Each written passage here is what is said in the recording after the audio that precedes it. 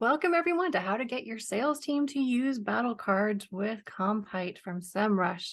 I am Elisa Meredith. I'm the Senior Content Marketing Manager at Kompyte, and your experts today are Brett Pickard, who's a Product Marketing Manager at Kompyte, and Chris Gaudette, who is our Sales Director. So who better to help us integrate PMM and sales than these two? Thanks for joining us. Thank you, Lisa. Sure thing. So what are we going to talk about today? We're going to talk about the current state of battle card adoption. Are people using them? Are they not? We know you're making them. Are they getting used? Why does it matter if we use them or not? How can sales and PMMs work together to increase that usage? And what can it do for your business when you manage to make that happen? So without further ado, let's just cover the basics. I'd love to know from you in the audience if you are currently making battle cards, if your battle card looks anything like that. So drop it into the chat. We'd love to hear what you have to say. So Brett, what is a battle card? Great question. So a battle card is usually a cheat sheet that helps sales close deals in the simplest of terms. It's usually either one document or a slide created in PowerPoint or Google Slides. And also, battle cards usually include competitor information, your product's value props, and your messaging. Now, what is a good battle card? What does it usually include? It's usually short and concise, filled with a bunch of insights. They're frequently updated, and they're easily shared. And that's really important. And what makes that a good battle card is easily shareable, makes it to where you have a guarantee that it will be consumed. Someone will see it and they will adopt it.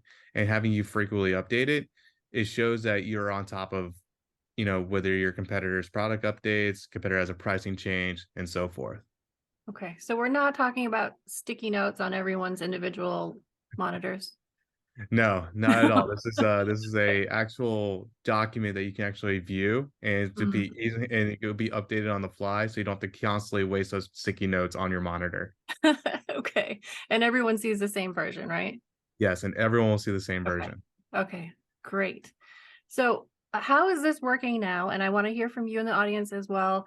Are your sales teams using battle cards? Chris, what do you find when you talk to people?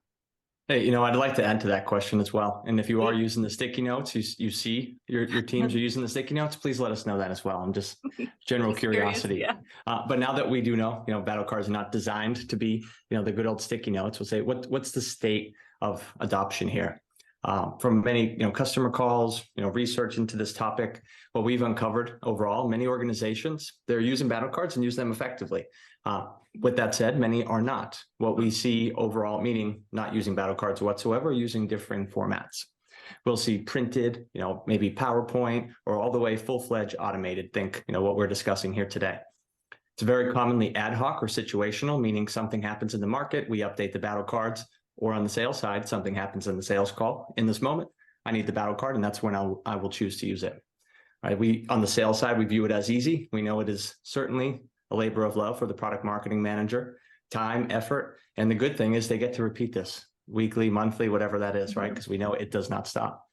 So with that said, information changes routinely. So more and more updates, right? Hindering battle card adoption. That's kind of the question we're here to discuss.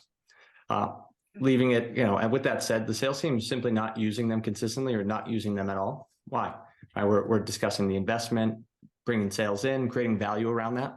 And then sales leaders and, whether directors, VPs, CROs, do they not see the value of battle cards is the other discussion. When we're seeing them used very effectively and company-wide, everybody is invested, right? And this is kind of mutual success that we're discussing. When we're on the fence, we see them being used sporadically, hit or miss, or not at all. So overall, that's the current state. I'll summarize it by saying it's all over the place, right? And we're here to discuss bringing that more towards the middle. Great, I love it. All right, so Brett, why is sales not using battle cards, or not all of sales anyway? Well, the first thing is it's all about money. So sales, they have the toughest job in your whole organization. They have to hit quotas either weekly, monthly, quarterly, and they always get notified, hey, you got to hit your quota, you got to hit your quota. Another thing too is just battle cards that they do have, if they have any, they may have outdated information because it's a time investment not only on the sales part, but also the PMM's part on getting that information updated and to the sales reps. Another thing too is it's not easily accessible. And if you notice the trend here that we're talking about is about the time bandwidth and the benefits of spending that time with the battle cards. And so if you add another hurdle in front of them of trying to access those battle cards, they're not going to bother with it. So you got to put it in place where sales can access it, whether it's a Slack channel, whether it's a folder in Salesforce or a shared Google Drive. You got to make it to where it's pretty much right in front of them.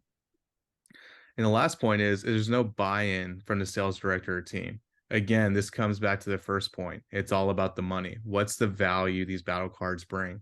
And what we found is battle cards usually help increase not only more deals closed, but also bigger deals closed. So you're getting more money up front and over time when you're using these battle cards when it comes to your quota.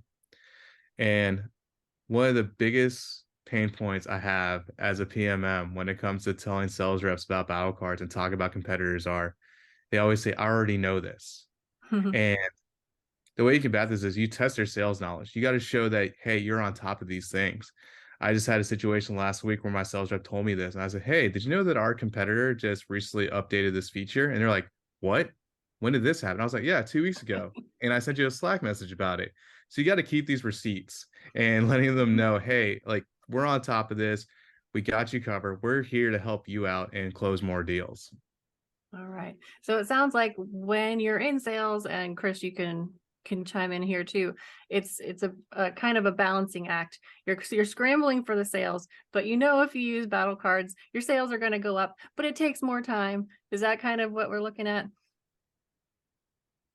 Oh, you're muted. My apologies. Overall, absolutely. And at the end of the day, it's another resource that we need to figure out how we fit into the sales practice, the methodology, right? And make it more of a habit as opposed to, just pick this when that moment arises, which is, the main source here, which is make it a process, make everybody rally around that and build it into the overall sales process at your company. All right. Okay. So let us talk about deals and battle cards and money. What are we missing by not using battle cards? It's quite a bit. I'll lead, maybe I would word this differently than just simply caring about money, but what we care about is performance, right? Bottom line. And at the end of the day, we are missing quite a bit when it comes to not using battle cards, specifically, not having the most updated or current information to win those deals, right? We've all been in that moment where if I just had that one tidbit, that one snippet from Brad or from the PMM, I truly feel we would move this over the line, right? And that's where battle cards come in. We always have that. We're kind of always ready to go. So what does that bring? It brings exactly that. And at the end, we spit out revenue-wise. We look at increased win rates, shorter sales cycles, larger deals. Going back over the past couple of years, Kompyte has surveyed customers and prospective customers as well. Overall, what are we looking for? What is the reason that sales is losing deals? What we often see to the tune of about 30%, as you can see in the top right, the main reason is outdated competitor information. Right. On top of that, we'll see about a 30% higher win rate and a 40% higher revenue, meaning larger deal when we correct that, right? Meaning we have the current competitor information. And to kind of round that out, what we further saw was 3 or 4 businesses using battle cards. They personally say and kind of agree that they have found win rates increasing as well as deal size as well. Well, that's pretty compelling. Yeah, I could talk about it all day, right? I definitely have an affinity for battle cards, but given my position here. Yeah, and for good reason too, because there are some pretty big numbers there. All right. So then this needs to be a team effort. We've kind of been leading up to that. How can we encourage this battle card adoption? In other words, how can sales and PMMs work together on this? Yeah, so the big thing is a lot of PMMs, we have our bandwidth issues, of course, but we need to involve sales when creating these battle cards. We can't just exclude them out of it because you need to have those conversations with sales. You need to find out, hey, what are the pain points that you're hearing on these sales calls when facing these competitors? Because you might be a SaaS product, and one of the hardest things to find is the price of your competitors compared to yours. Like you can't just go to their website. So that's one of that's why you got to include sales in that conversation because they're on the front lines. they're hearing things that aren't projected publicly on the on the internet. And so you just got to have those kind of conversations. Second thing would be gamification. So make a sport out of it. Try and get that extra buy-in, get them excited to use your battle cards. You know, offer things like gift cards, or, you know, have like an additional spiff. Try and get that from your sales director to get them to use these battle cards, because as Chris mentioned earlier, 3 out of 4 businesses say that battle cards have increased their win rates and their revenue size deals. Um, and then the third would be convince them of the value. You know, try and provide a win-loss analysis and showing, hey, when our sales reps pick 1 or 2 sales reps and have them test out your battle cards first and see if they've experienced higher win rates, and then provide that and then expand it to the rest of the sales team. Oh, And the next point would probably be make sure they're up to date. This is probably the most important thing, because you want to analyze and see how often do you update your battle cards? You know, what sections are the most important to update and how often?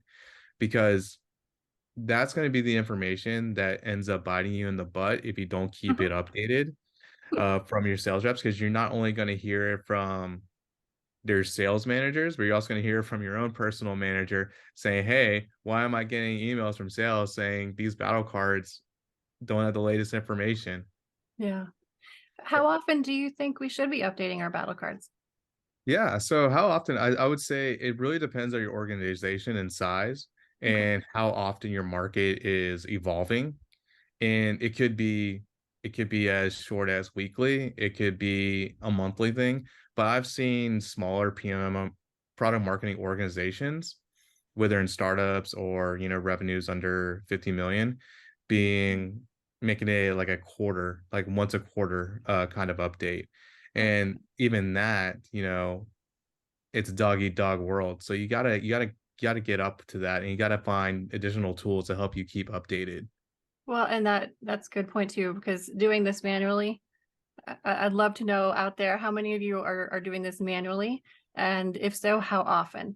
Because obviously we're Kompyte, we make this easy, automatic. Because otherwise, wow, that's almost a full-time job, wouldn't you think?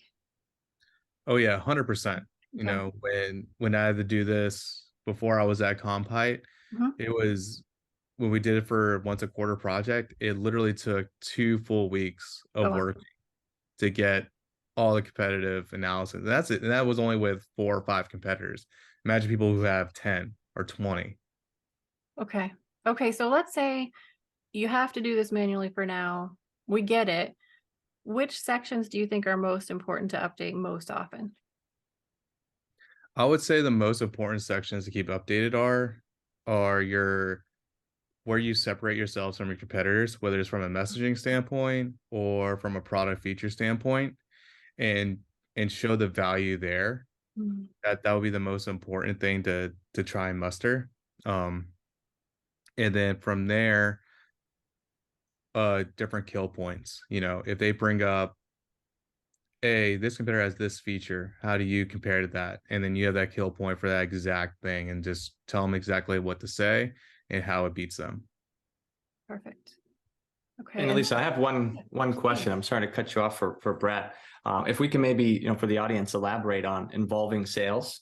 Personally, I see the value in, bringing in a more senior tenured rep, maybe more successful, proven track record, as well as a junior rep to round that out. I also think discussing the order, the updates and the frequency is important. Hear that from sales, right? What's the cadence of these calls look like? Is that order correct for them? Is it organic? With that said, what's your perspective on that, Brett? How do you involve the sales team overall? Like I mentioned, junior and senior, what does that look like for you on the product marketing side? Yeah, so the way I approach it is I'll have a weekly one-on-one call with the sales director, just so it's like just understand what sales is doing. Is there anything that's been coming up? And then usually about once a month, I'll have either the top sales rep and a junior sales rep join me on a call and try to understand their pain points, just so I can get that monthly checkup with them, and then change it each month just to understand, hey, are we all facing the same competitors in each call? Are there, edge cases when it comes to other competitors Yeah. coming in? and try and get the holistic picture for sales. Yeah, that's perfect. Thank you. Okay. And then how do you make sure that everyone knows when something's been updated? Yeah, so there's a number of different options. With Kompyte, we have numerous tech integrations with like Slack and Salesforce and messaging that way. But if you don't have a tool like that, I usually suggest using a tool, of course, like Slack, go into the actual sales channel and saying, hey, this is updated. This is what we've updated. Just have like a short little couple bullet points ready and using language that's ready for sales. So Mhm. the saying called "explain like I'm sales," which looks just like "explain like I'm five" for my people that are on Reddit. You understand that, but just try and use that sales ready language Yeah. and explain it to them in a way that they can digest it and be like, okay, I get it. This technical feature, I know how to combat it with this messaging, and so that actually empowers sales and makes them feel more confident in their sales calls. Yeah. I think the other side to that too is when you're putting text in a battle card, make sure they don't have to interpret it from marketing talk to real people talk, right? Make sure that Exactly. it's ready to just be read if it needed to be. Okay. So what are we looking at here? Yeah, so what you're looking at here, you're looking at Kompyte actually integrated into HubSpot, and this just goes to the point of keep your battle cards where sales lives. And so if you're a sales organization that uses HubSpot, this is what Kompyte looks like in there. You can access all your battle cards there. And we also work with other different CRMs too, such as Salesforce. Here you see it right there, Kompyte right there, accessing battle cards. Another way in Salesforce is to I've seen is actually downloading battle cards either as a Google slide or a Google Doc and Mm. uploading into a folder for sales to access. Okay. Cool. And then of course Slack, probably the best messaging app out there. Mhm. And you can actually here you actually see a screenshot of sending insights to Kompyte. But another way too is you can actually put battle cards directly into Slack as well. So you can just send links in there, either send the actual file and so forth.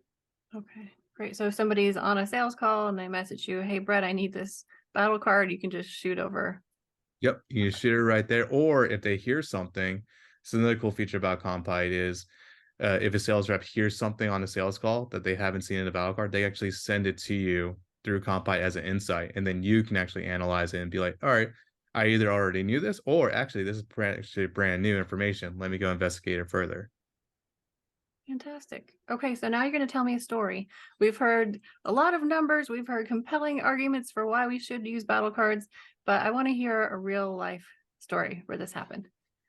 Yeah, so this is an organization called Podium. They help small businesses process payments, Okay. and you probably heard of other competitors in that space. It's very crowded market, and so they felt that it was really daunting to keep tabs on their competitors and keep track of what their sellers, aka Podium's customers, main questions were. Hmm. And so with Kompyte, what they were able to do is they were able to lower the lack of, or actually increase the lack of bandwidth and be able to analyze their competitors and build battle cards because they have over 60 competitors in their space. Hmm. And so with Kompyte, they were able to centralize all their competitor insights into one place and make it easier for the rest of the organization to access. And they have over 75 battle cards ready. And of their top 10 battle cards, they're viewed between 20 and 30 times a month. And so not only were they able to alleviate a pain with Kompyte, but they're actually able to bridge the gap even more with, or close the gap even more between sales and product marketing of that battle card adoption. So they were able to increase their sales. They were able to get their battle cards viewed more and have a more successful sales organization. Fantastic. All right. Well, if this sounds like you and you'd like to have a battle card analysis, go to Bitly. It's a bit.ly/trailblazer-kompyte, all lowercase. And what that's going to get you is a consultation with Chris. And he is going to look at your battle card with you and show you what it could be like and even what it could be like in Kompyte. So we hope we hear from you there. And you can always find us on the socials as well. Thanks for being here. Have a great day. Thank you, everyone. Yeah, thanks everybody.